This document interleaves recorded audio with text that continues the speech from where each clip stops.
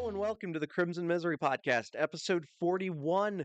My name is Will Rainbow. I hope you all are doing well. It is March 16th, 2025. It is storming outside in Atlanta, Georgia right now, and it is Selection Sunday. Oh my gosh, it's Selection Sunday. I cannot wait for the bracket to be revealed at 6 p.m. later today on the East Coast. Oh boy, it's gonna be fun. It's gonna be fun to see. So, if you are listening on Spotify, Apple, or wherever you get your podcasts, consider rating the show 5 stars. If you are listening on YouTube, like, subscribe, comment down below.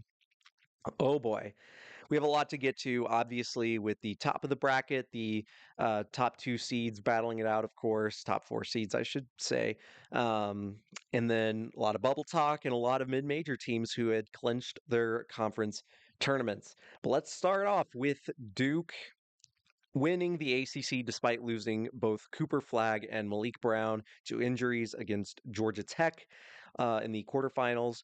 Duke ends up pulling it out after almost blowing a gigantic lead against a North Carolina team that really, really needed this win. Almost came back, but they banded together with Maluach and Proctor and Conkinepple and Isaiah Evans. Mason Gillis played big minutes off the bench. Same with Caleb Foster this tournament. And Duke, despite not having their best player, still won the ACC tournament. They won in pretty convincing fashion against Louisville in the championship game. Louisville, I think they're still around a 7 seed. I think if they had won, they could have potentially risen to a 6, maybe even a 5. But with North Carolina, again, this is a team that whose resume is lacking big time. They really needed this win. And despite Joe Lenardi's best efforts in putting them up against putting them in the first four, they certainly um, they're currently in the first four out right now. Same with Texas and Boise State. Boise State I'll get to in a little bit, and Texas I'll also get into them a little bit. Um, yeah, that means Indiana's currently the last team in, but I'm not holding my breath because anything can happen with the selection committee, and also there are two mid-major conferences yet to be played. Later today, we have the A10 tournament with VCU and George Mason, and then in the American, you have UAB and Memphis. A lot of bubble teams are gonna be huge Memphis fans um, today. So yeah, congratulations to Duke. Just a Another reason why Duke is a national championship favorite because they won the tournament without their best player and another pretty big supporting player in Malik Brown. Sion James also played really well in this tournament. So, despite that, they still have so much talent outside of Cooper Flagg. Despite him being the main draw for Duke, they're just so talented every which way. So, yeah, Duke is going to be who a lot of people pick this tournament for good reason, but anyone can win on any given night. So we shall see. Houston wins the Big 12 after defeating BYU in the semifinals, and then Arizona in the championship game. Arizona defeated um, Texas Tech and they defeated Kansas and then Texas Tech before falling to Houston. Um, I've already said my piece about Kansas. That was pretty much. I thought Kansas was going to win that game against Arizona, but I was wrong, and just further proves that Kansas is not a very good basketball team. Um, but again, with Arizona, I know they made the Big 12 title game, but that was largely due to the fact that Darian Williams and Chance McMillan were not playing for Texas Tech. When Texas Tech is fully healthy, and a lot of people should probably wait in order to see what ends up happening with those two guys. But when Texas Tech is fully healthy, they are legitimately a Final Four caliber team. But without those guys, they're still pretty good, but not to the extent that they would be otherwise with those two guys healthy. But Houston, on the other hand, um, a bit of a risk reward because Houston, as they've been very good in the past 5 or so years under Kelvin Sampson. It's it's a risk though because aside from the Final Four appearance in um in the in the COVID year, 2021, they've kind of they've definitely as a one seed, they have definitely not played very well in the tournament, bowing out in the Sweet 16 two consecutive seasons. It's been very, very interesting to see um, this team, especially with Jawan Roberts as being his last year, Milos Uzan, LJ Cryer. Um, it's a team that can still do some damage, but also it's best to keep in mind that while they have been playing very well this year, just keep note of the history of this recent Houston team. But that being said, they're also a really good pick for the Final Four. Another one seed, they pretty much wrapped it up when with winning the Big 12 tournament. But again, that's just something to consider when you're filling out your bracket is that they have lost back-to-back seasons in the Sweet 16 as the one seed. So again, just make sure you remember that whenever you're filling out your bracket. By the way, I should mention once the bracket drops, I guess for both the men's and women's, once those drop, I will have a podcast. I'll have an episode breaking that down and also doing a joke like a bracket fill out as I try to pick the perfect bracket. So, not clickbait, of course. Um, in the SEC tournament, we had a lot of action in this one, something I've obviously wanted to get into. Um, Auburn, after beating Ole Miss, loses to Tennessee in the semifinals. That's right, Tennessee, defeated Texas. So, despite winning two games in the SEC, will it be enough for the Longhorns? Um, that's going to be pretty interesting. I know they beat Texas Tech. They have a lot of high-end talent, obviously with Trey Johnson, Tremont Mark, Jordan Pope. That it's going to be very interesting to see where Texas is. If they do make the tournament, it's obviously in the first four, but will they make the tournament is the question. Did they do enough? Um, there's an argument obviously to be made that they deserve to be in over Indiana. Which you know, I kind of want this era, the Mike Whitson era to be over. So there is also that part of it. Um, I just want to be put out of my misery at this point. So that being said, though, Florida, oh my gosh, they put up 95 on a pretty good Missouri team. They're obviously without Mark Mitchell right now. I still don't know if there's been an update to his injury, although I think they're expecting him to play in the NCAA tournament. Um, but also, they destroyed Alabama on on today, putting up 104 points. They are 2-0 against Alabama. Did that lock down the final one seed, or does that put them ahead of teams like Houston um, and potentially Auburn now? Because Auburn lost to Tennessee in the semifinals and in pretty in kind of convincing fashion, at least for the way Auburn's been playing. They're 1-3 in their last four games. They've looked pretty vulnerable. So maybe Auburn isn't necessarily the juggernaut that we thought they were. Um, which is really surprising to see, but at the same time, I think a lot of teams are figuring them out, especially when you make them uncomfortable and you're able to hit enough shots against them, kind of play a little more physical. You can make Auburn pretty uncomfortable, especially with Janai Broom. Um, Really good player. He's just been getting bullied a little bit more in the paint as of late, especially against A&M, especially against Tennessee, playing against obviously Felix Okpara and Cade Phillips. They were double teaming him a lot, especially when they were throwing Jemai Mashak at him as well. So Auburn has looked a lot more vulnerable recently.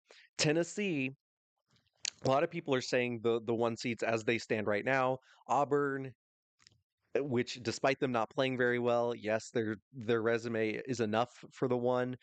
However, I mean Houston, Duke, and then Florida.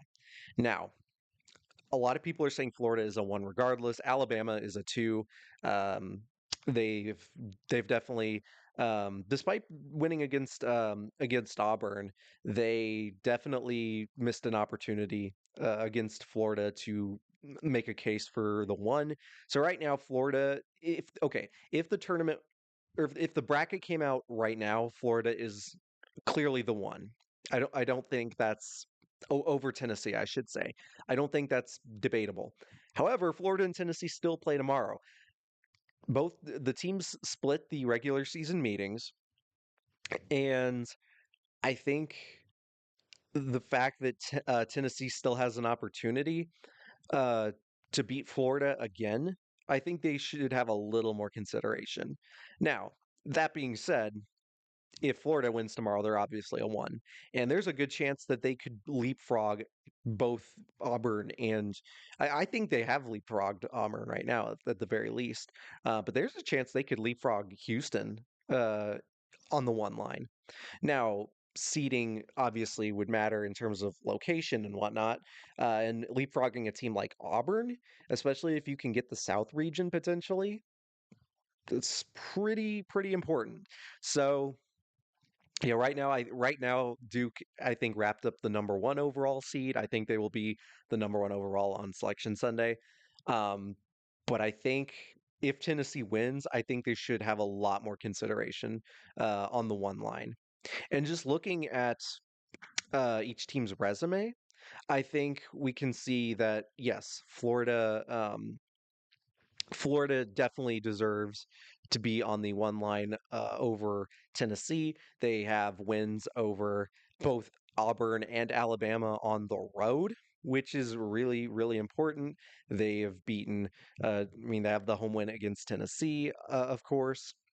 They, I mean, they have so many really good wins in conference play. And that being said, non-conference strength of schedule, not as impressive to me as Tennessee's non-conference strength of schedule, um, because Tennessee, of course, has wins over Baylor, and they also have they had the win at Illinois. Florida's best non-conference win is probably North Carolina, and that's not great. That's not a great victory. So obviously, the SEC is really talented. I just think people immediately leapfrogging um, what happens in today's game that Florida is automatically the one, regardless of what happens, even if they lose. Um, I don't think so. I think if Tennessee wins, I think this game is pretty much for the final one seed. I am not willing to call it just yet, but if Florida wins, obviously they're the one. But I still think people are jumping to that conclusion a little quickly. We'll have to see what ends up happening. So, in the Big East, UConn loses to Creighton in a very charged up game after Creighton uh, pulled ahead, and then they they ended up. Um, I believe I forget who had the dunk for Creighton, but he was kind of like showing off on Dan Hurley, which was pretty funny, admittedly. But Hassan Diarra, I know, took exception to it.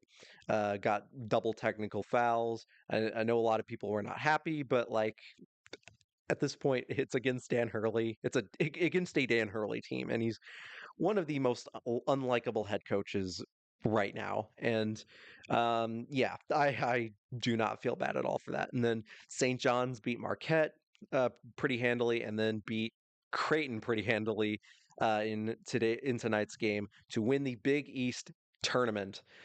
St. John's is 30-4. Um, yeah, I think St. John's is a two, and I think they moved ahead of I mean Texas Tech is probably the team that was on the two line, but because they lost to Arizona, I think they're a three. St. John's, I think, wrapped up the two seed with this win. You can even make an argument that I mean, they've definitely leapfrogged Michigan State as well after Michigan State lost, but I'll get into that in a little bit. Um, but man, so much talent with R.J. Lewis and Kadari Richmond and Zubi Ejiofor. You've fucking Simeon Wilcher as well, who can go off for threes at any time. Aaron Scott. It's really pick your poison for this St. John's team. Rick Pitino, look, scandal aside, for Louisville, like this man can coach, and year two has gone very, very well. It is so enjoyable watching St. John's play defense. Like it's so aggressive.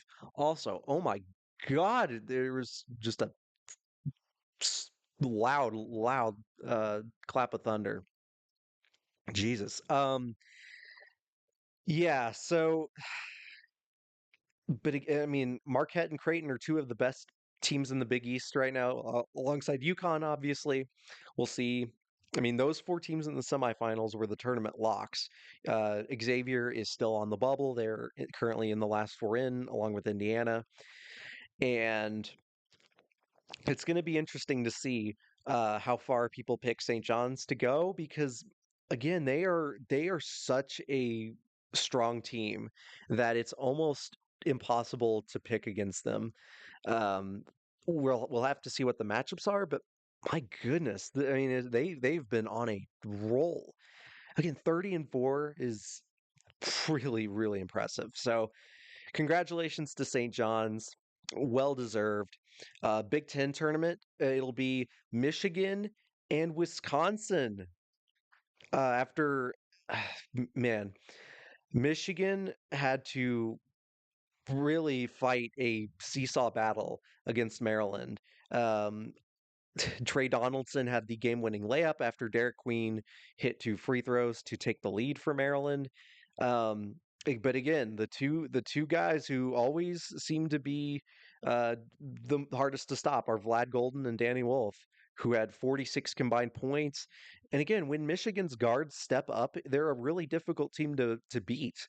I mean, you finally had Roddy Gale and Namari Burnett and Trey Donaldson were all in double figures as well, despite 31 points from Derek Queen. And again, Maryland's starting lineup being one of the best in the country, their bench did not produce that much. So unfortunately for them, they were kind of unable to stop Wolf and Golden, despite Derek Queen and Julian Reese's best efforts. They were outplayed though on the offensive end, especially. Because man, it's hard to stop that two-man combo.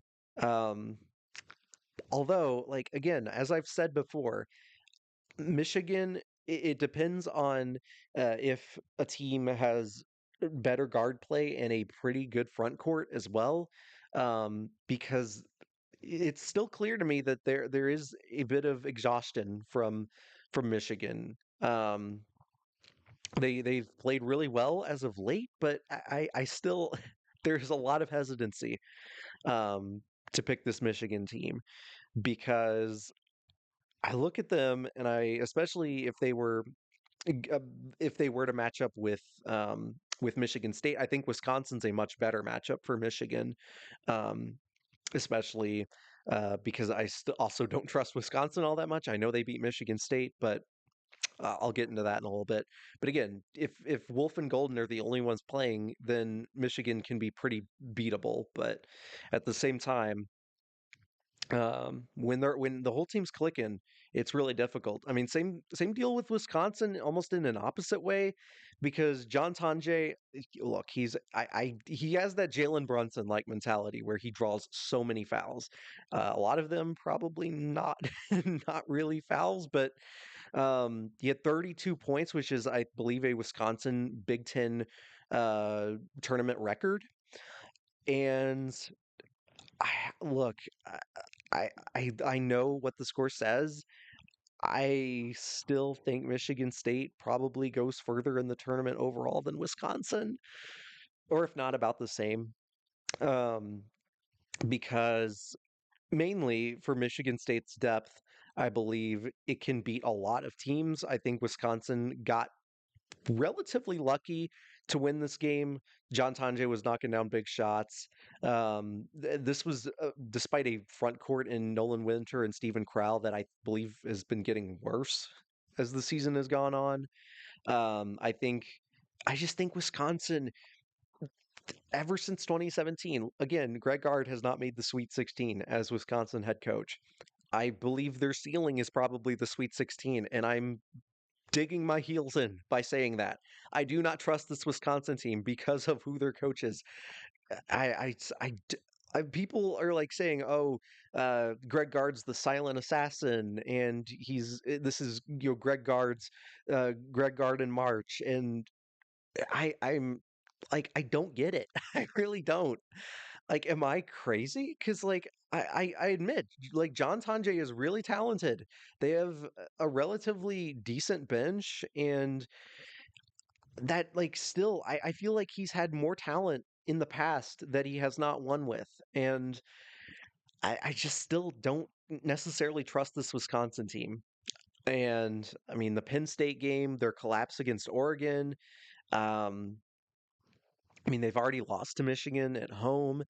I really just this is not a team that I'm going to be picking to go far in many brackets that I make. So, but again, it obviously depends on who they're matched up with. I mean, that I say that over and over again, but it's true. Like you have to look at the matchups as they are revealed.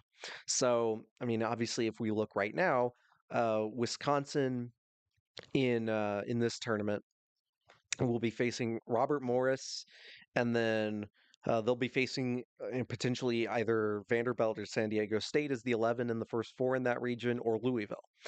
Um, I would. I mean, they just lost in the ACC championship game against Duke, but Louisville's got a pretty good shot to win that game. Um, San Diego State, maybe.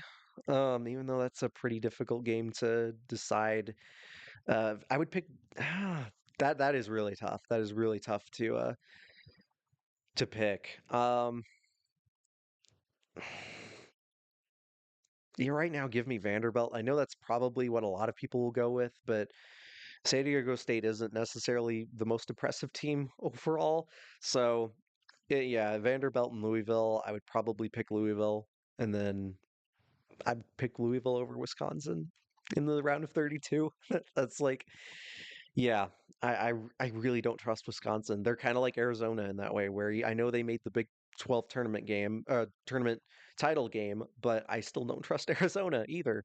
So those are teams that I already like moving forward. I do not trust. Like yeah, so yeah, we also have, again, as I mentioned before, Memphis and UAB are playing. Memphis had to barely scrape by Tulane to get into the title game, 78 to 77. UAB, on the other hand, defeated North Texas 66 to 56.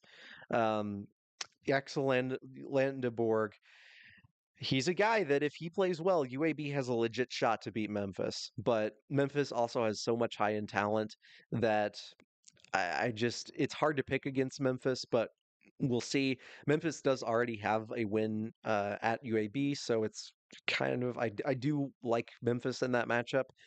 Dane Danger had 23 points, 11 rebounds in the semifinals. Also on Friday, I believe PJ Haggerty had 43 points, 42, 43 in their quarterfinal matchup. I believe they played who did they play? Wichita State, that's right. Yeah, 42 points for PJ Haggerty. Really, really, really well done. But they've had to scrape by against both Wichita State and Tulane. So we'll see. Memphis has kind of been playing with fire in this AAC tournament, but they have made the title game, so good on them for that. Um, yeah, so yeah, let's move on to some mid-major final games that happened. Nothing I believe happened. I believe uh, none of the title games were Friday. I already talked about the title games that happened on Thursday, but a lot of bids were clinched tonight. One game's even still going on, and it's nearly 12:30. Grand Canyon and Utah Valley. Grand Canyon. I hope Utah Valley wins because I really just don't want Grand Canyon to be in the tournament again. But that being said, um, yeah, let's keep moving on. I'll get to the title games tomorrow. Um, at the end of this segment, but we have Norfolk State winning the MEAC. They are in the tournament 66 to 65 over South Carolina State. That's gonna piss off a lot of Missouri fans because they're back. They're back. I say that when Norfolk State defeated Missouri in the 2012 NCAA tournament. Um, yeah, so Christian Ings hit the game-winning shot to defeat South Carolina State. I believe Norfolk State is currently a 15. I believe they're 15. Is that right, or are they a 16? They're a 16. They'd be facing Florida. Okay, so that's about where I'd expect. I thought they were a 15 for a second, but they're not. Also, Bryant defeated Maine. I believe Phil Martelli Jr. is the head coach of Bryant. So, congratulations to the Bulldogs for winning the America East Conference tournament title. Currently, Bryant, I believe, is a 15. Yeah, they'd be playing Alabama, according to Joe Lenardi. Um, yeah, so congratulations to them. Yeah, Earl Timberlake had a really good defensive game. I believe he had like three or four steals in this one. Um, yeah, I'll get into the A10 tournament in a second. Well, I mean VCU and George Mason are playing, so that's the matchup I wanted to have happen. The regular season co-champions. Um, oh, cool! A severe thunderstorm warning or a severe weather warning. It didn't even say severe thunderstorm, and yeah, we're still under a tornado watch, I believe. So that's cool. Yeah, so it's going to be George Mason's defense versus VCU's defense as well. I don't think either team is necessarily, yeah, neither team is necessarily that great offensively. Although VCU, I think, is the better team overall. George Mason, don't count them out. Like they're a really good defensive team. It doesn't matter that they're 201st in offensive efficiency in Ken Palm. Uh, so, but I think if George Mason wins, it's very likely this is a two bid league. But if VCU wins, it's a one bid league. So the A10, it's been a pretty down year, especially with Dayton not playing as well. St. Louis was also a bit of a disappointment. Same with teams like Loyola Chicago and St. Bonaventure, who were thought to be, decent teams come tournament time. But yeah, um, c- pretty disappointing year for the A10 overall. Obviously, we'll see what happens. Colorado State pulls a New Mexico almost and wins the Mountain West. This league was thought to be Utah State's or New Mexico's to win, and neither team made the title game. Utah State bowed out to Colorado State in pretty convincing fashion. Boise State upset New Mexico. Um, Colorado State, bit of a bit stealer, but they've been playing so well. They thrashed Utah State pretty handily. Um, I mean, the final score was closer than the final score than the game actually was. Um, yeah, I mean, Colorado State, um, with Nikkei Clifford, who had 26 points against Utah State, and then against Boise State, he had 24. He has been playing so well as of late. He's playing at the right time. And it's very likely that the Mountain West is another four, potentially five bid league if Boise State gets in at 24-10. However, with the loss, I mean, a lot of bracketologists have Boise State out of the field right now. So, however, Jerry Palm does have them in currently as an 11. San Diego State, a bit of a toss up as well for me. A lot of bracketologists have them in, but until I see their name pop up, we'll see. You can say that about a lot of bubble teams, though. You can say that about a lot of bubble teams, and obviously, I think the locks are Utah State, New Mexico, and I mean, obviously, because Colorado State won, and then San Diego State and Boise State are toss-ups, I would say. So it depends on what metrics the committee are favoring this year. But again, it's all gonna. We'll find out. So, the mock Mount St. Mary's ended up winning the mock over Iona, 63-49.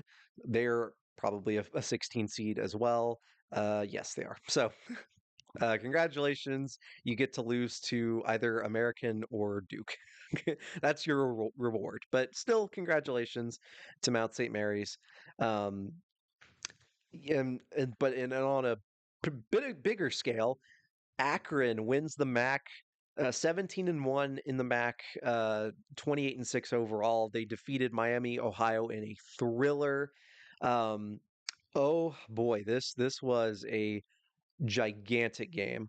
Nate Johnson hit the game-winning floater to beat Miami of Ohio, who was in control for a lot of this game. Like it looked like Miami of Ohio was going to end up winning this game.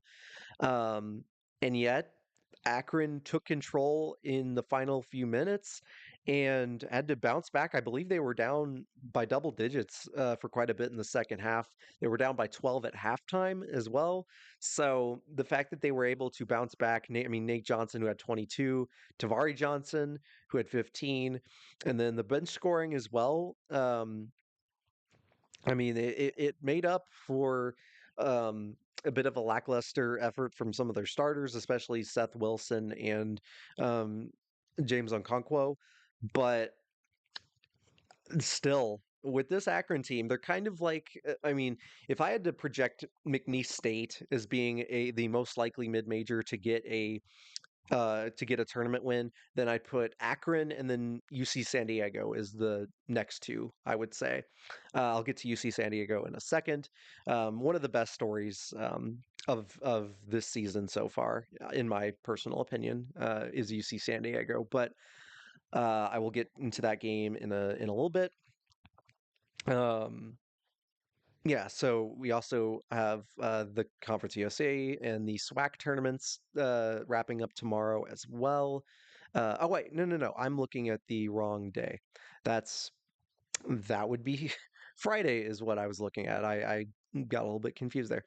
Um, yeah, so yeah, I already went over that. Yeah, Liberty. Okay, yeah, Conference USA and the SWAC both wrapped up tonight. Okay, so Liberty defeated Jacksonville State. Eh, you know, not politically in line with me, obviously, but Liberty does end up winning. They are 20-6, 28-6 on the year. Um, Talon Peter had 20 points in this one to lead the way. I don't know if Liberty's necessarily because they're not a very deep team is the problem for me. I mean, he's one of the best six men in the country, Peter is, but um, Caden Matheny had 21 points as well. I think Liberty, I would pick Liberty if not for the fact that they're just not a very deep team overall. That's kind of the problem I have with them and why like I would put them at a bit of a lower tier than teams like UC San Diego and of course Akron and McNeese State, who I would pick over Liberty for an upset bid. But at the same time, um, still watch out for the matchups that they're in that they're going to be playing in the first round. Right now, Liberty is projected to be a 12 seed facing Oregon. It's a very interesting matchup, although I think Oregon, I think they just have a little too much talent, especially with Nate Biddle inside and then Keyshawn Barthelemy and Jackson Selstad. Although I will say that, like, I sometimes don't get what Oregon's guards necessarily do. Um, I don't necessarily like the way their offenses run because I think they're just a bit too reliant on Nate Biddle a little bit. I think he's a little overrated. Um, and I think their guards try to do a little too much with their passing. So also, but yeah, that might be a team to watch out for. Oregon, if given the wrong matchup, that it might be a that might be an upset pick. So, um, but anyway, that being said, the SWAC also ended. Now that I'm on the right day, Alabama State defeated Jackson State 60-56. Alabama State also well, actually, let me no, Jackson State rather. Uh, no, because Alabama State won. The bracket hasn't been updated, but yeah, likely a 16 seed. Um, yeah, likely a first four team because that's where Jackson State was. The bracket has not been updated, so just replace them with Alabama State, and yeah, pretty much you have that bracket. So UC San Diego defeats UC Irvine in the Big West Championship game. And this one really, like, I wanted this game to be pretty close overall, and it was because UC Irvine was leading 33 to 31 at halftime. Um, but man, UC San Diego was just able to hold so many of UC Irvine scores, including Miles Che and Brent Leuchten, to 17 combined points. UC San Diego really, really played well. And I mean, currently they're 39th in KenPom overall.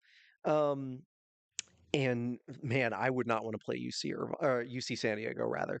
UC San Diego, first year of tournament eligibility, because they were Division Two, and their grace period of not being able to make the NCAA tournament is over. So now they are in the tournament. Um, yeah, currently they are an 11 seed. They would play UCLA. That's an upset for me because I also have not been wild about UCLA's play this year. Like UC San Diego can easily win that game, I think. Maybe not easily, but like that's a team that I would not want to play. Hayden Gray had 22 points. I mean their best two best players being Gray and uh, I can. It's such a tongue twister pronouncing his name. Aniwaniwa Tate Jones had 14. Um, Aniwaniwa Tate Jones. Okay, yeah, 14 points.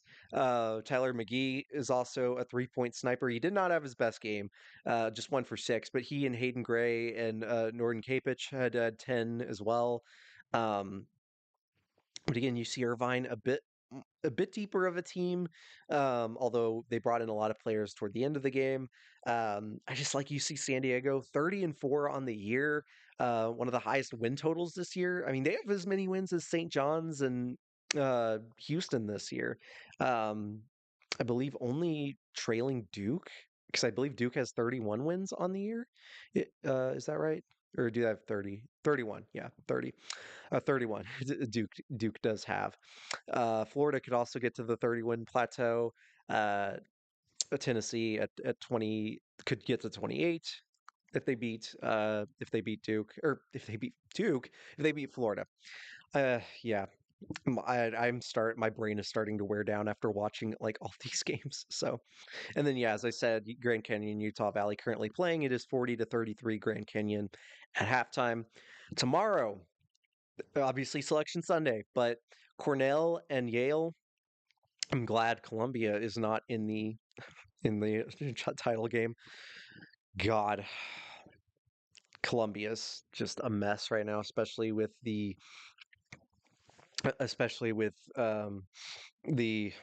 uh, unlawful arrest of Mahmoud Khalil, protesting in for pro-Palestine.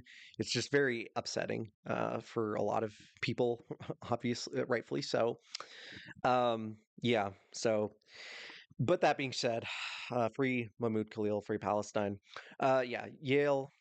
Definitely think we'll defeat Cornell. Um, we'll see, but yeah, I believe that's probably what's going to happen. Yale currently, I believe, is a 14. Is that right? No, they're a 13. Okay, they'd be playing Maryland. Um, yeah, I would probably pick Maryland just because their starting lineup is just so good. Um, although they did beat Auburn last year, so but that was when they had Danny Wolf, and he's now at Michigan. So anyway, yeah, Tennessee, Florida. Again, this game I think should be more in favor of. I think Florida will win this game, but that being said, like if Tennessee does win, I think they should be heavily considered for the one. Um, over, I mean, it's tough to leave Florida off the one line just because their resume is really impressive, but like ah, that's really tough. That's a really tough call. Um, yeah, but again, as of right now, Florida is ahead of Tennessee. Like, duh, that's obvious. But I mean, Tennessee should be getting a little more consideration for the final one if they do defeat Florida. But if not, then Florida is obviously the one. So, yeah, and then we have George Mason and VCU, the first game on CBS. That's That's a game that's going to be pretty interesting. I mean, VCU won the head-to-head matchup against George Mason. That was at VCU. I expect this game to be a defensive struggle. This game might end in the 50s. Yeah, it's going to be a pretty gutsy game, whichever team wins. So, I mean, then I've already talked about UAB Memphis.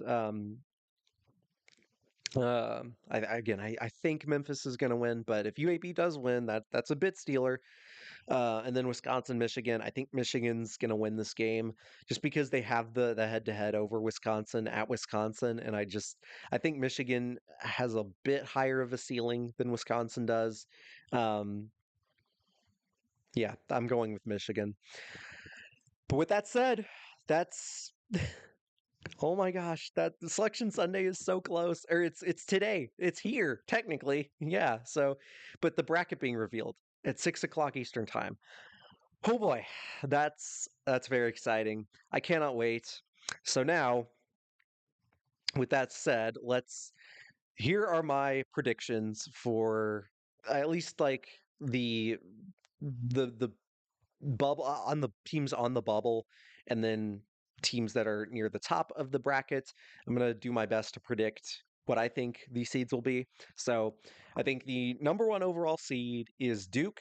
That's pretty obvious. I mean, winning the ACC tournament, especially without Cooper Flag, who should be back, and I don't know about Malik Brown because he was wearing like a cast on his shoulder, a sling on his shoulder rather. But I think Duke is the number one overall seed, regardless of what happens, especially in the Florida Tennessee game. If Florida wins, they are I think they should be the second overall seed. Florida should. And again, I've talked about Todd Golden, the accusations against him of stalking and sexual harassment, which are not good allegations, obviously. Um, but they're just allegations right now, as far as I'm concerned. But I think that should still be brought up.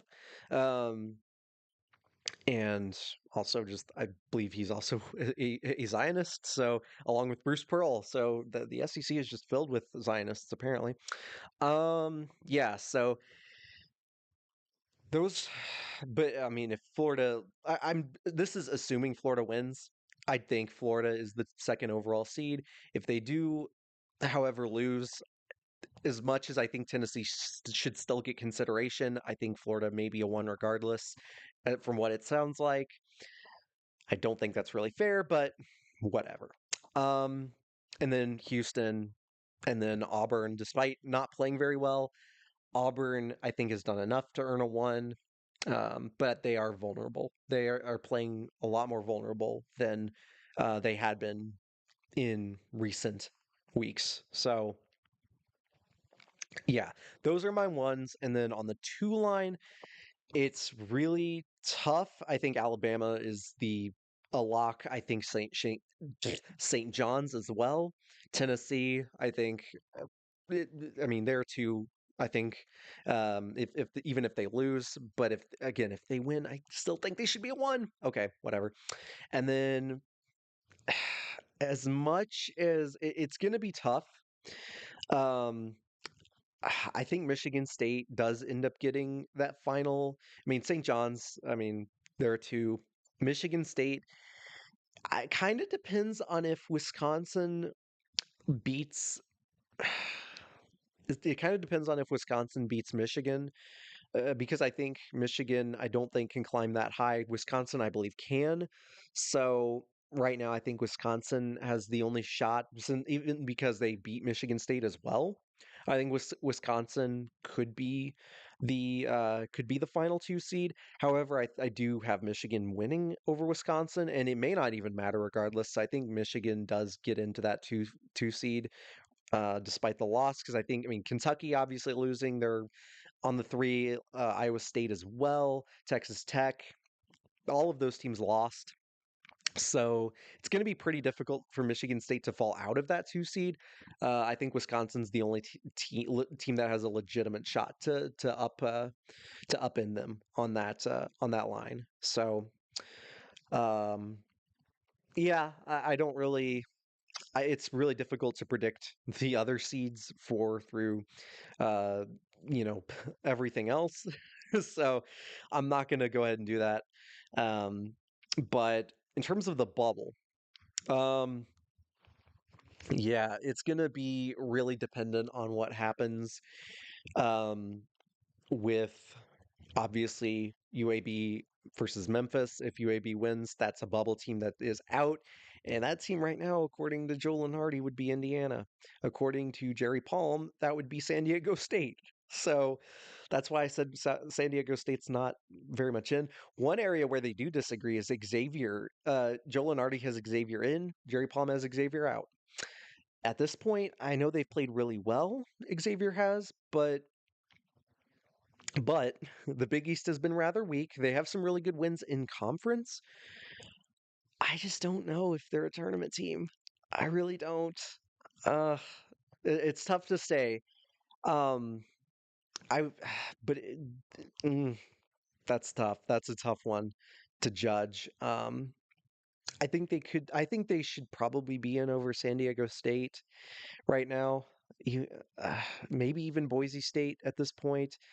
Both, I mean, again, Jerry Palm has Boise State in, and Lenardi has them out. So it's just going to be dependent on what ends up happening tomorrow, especially with UAB, especially with George Mason.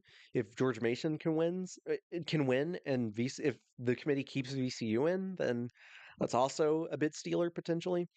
Um, I'm not holding my breath on Indiana. I think Indiana is probably out. I would have Indiana out, and I hate to say that, but I just don't think it's happening. Um, as much as it sucks, like I kind of just want this era to be over. Enter the era of Will Wade and maybe even Brad Brownell, if reports are accurate. So anyway, I'm just not holding my breath because Indiana, as much as I want them to be in, I just think that being on the bubble, being considered like the last four in is just anything's possible, especially with mid-major games happening. It's just not, it's just so tough to decide. A lot of bracketologists have Texas and North Carolina out. I think that's pretty much accurate. I think Ohio State obviously was out after the loss to Iowa. Um, again, I don't know about Xavier. I don't know. That's a really tough one to decide. A lot of people are disagreeing on Xavier and Boise State. Um, I mean, Vanderbilt is the only team at the last four in on the Lenardi side where I truly think they are in, just because they've played in the SEC. So, also on the last four buys, again, I don't think West Virginia's a tournament team. Like, they've played really poorly as of late, and they have good win. They have great wins against like at Kansas, and then at home against Iowa State. I just like if I would put more consideration for West Virginia being more on the bubble than they are, but I get it, I guess, but I really don't like West Virginia as a tournament team. So also reports that Boogie Fland may play in the tournament for Arkansas. So Arkansas obviously in. I think that was pretty much guaranteed. Um, but yeah, now that they have Boogie Fland back, they might be have a little more leeway to make a deeper run. But again, I obviously do not trust John Calipari as head coach. He is basically the Mike McCarthy of college basketball. But yeah, so um, yeah, that's pretty much what I have to say um, on that note. So wow, we're here. We're finally here. Uh, obviously, I'll talk more about the women's once the brackets get revealed there. I've talked about them more when those conference tournaments were happening. But in case you missed it, I have South Carolina, Texas, USC, and UCLA as my ones. UConn and Notre Dame are both on the two line. I believe who else is on the two line for me? I think I had TCU as a two, although I can't quite remember if that was the case. Um, yeah, but Yeah, I'm not quite sure on that note, but anyway, so we'll see what ends up happening. They might be a three. Same with LSU potentially. Anyway, so with that being said, thanks for listening. We're finally here. I will have a an episode out later today. Um, uh, Breaking down the brackets and also picking like a first glance bracket, and they'll probably have another one before the tournament actually starts. Um, Detailing, obviously I want to break down the matchups a little more, and yeah, we'll see what I decide to do. I might have a podcast after every round as opposed to every night. That just seems to make more sense to me. Um, yeah, that's probably what I'll end up doing, or maybe I'll think about it because there are a lot of games that will happen. Um, Obviously on the men's and on the women's side, so I'll see how that ends up working out. But expect a lot of episodes. That's all I'm saying. So anyway, thanks so much for listening. Best of luck to everyone filling out their brackets. Hope you have a great rest of your weekend. And yeah, I will see you. Well, I'll see you later later tonight. So anyway, thanks everyone. Thanks for a great season, and I cannot wait for March Madness to start. Thanks again. Bye bye.